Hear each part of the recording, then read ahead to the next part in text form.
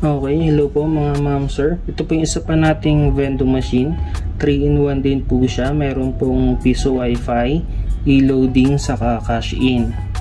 Ipapakita ko po sa inyo kung paano po siya gamitin. Unahin po natin yung piso wifi.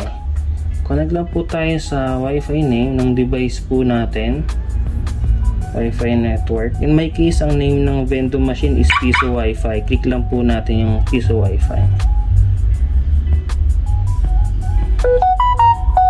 Then, yan po. May sign into network.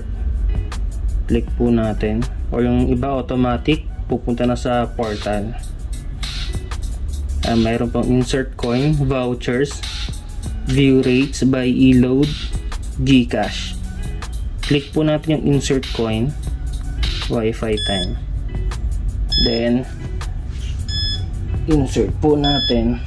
By the way, yung coin slot natin, nag-a-accept po siya ng piso hanggang 20 pesos. Hold in nyo po. 20 pesos, try natin.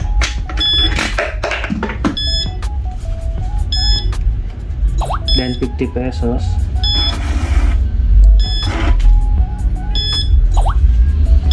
$200.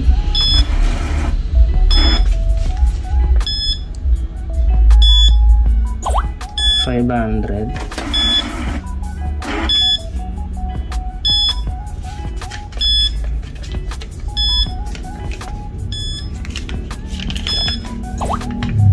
$1,000. Yung mas malaking bill, mas matagal po siya basahin. Hintayin lang po natin.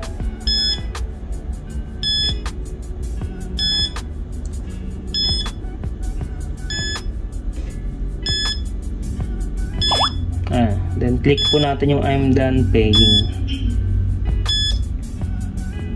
Connecting po siya. Meron din po dito ng instruction sa baba.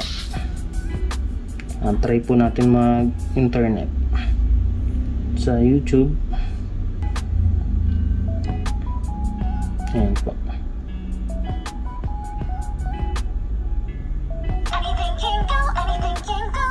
Ayan po. Working po siya.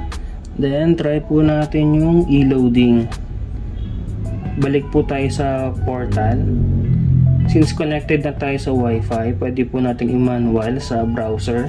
Type lang po natin yung 10.0.0.1. Andito rin po siya sa may instruction sa baba.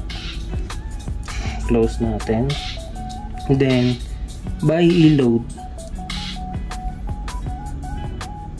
Dito po sa by e-load, dito rin po yung ibang services like ePINS, Sky, GSAT, Kuryente Load, Signal.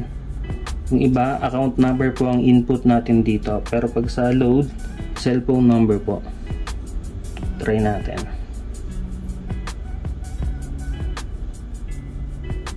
Lalabas po kung anong network. Click natin yung globe. Kung anong promo, andito po siya. Pwede po natin i-type. Halimbawa, 20 pesos na regular load.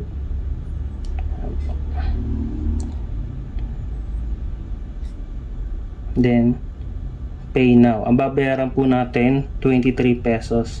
Since may markup po siya na 3 pesos po. Coins, 3 pesos.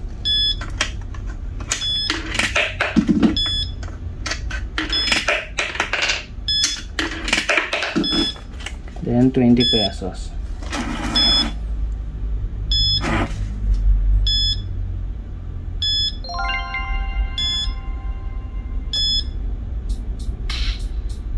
Hintayin natin kung papasok yung load.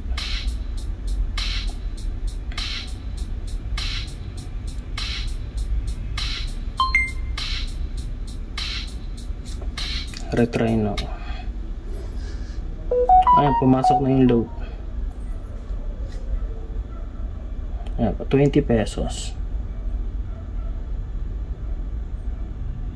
Try naman natin yung cash in. Balik tayo sa portal, sa browser. Back lang natin. Or 10.0.0.1. Itong GCash, click natin yung GCash. Input natin yung number, then proceed. Okay, try natin yung GCash 100. Dito ang kailangan natin ihulog is 110 since may markup siya na 10 pesos. Adjustable naman po yan, depende po sa ating owner po. Click pay now. 10 pesos muna. Then muna try.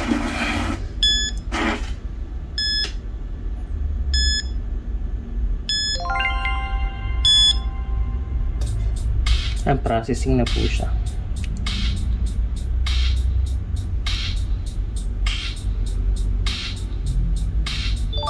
Successful po. Ayun po, may notification sa taas po. May na-receive tayong 100 pesos from EasyPay.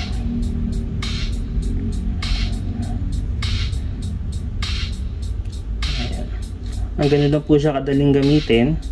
Pag may inquiries po kayo, chat lang po kayo sa page. Salamat po.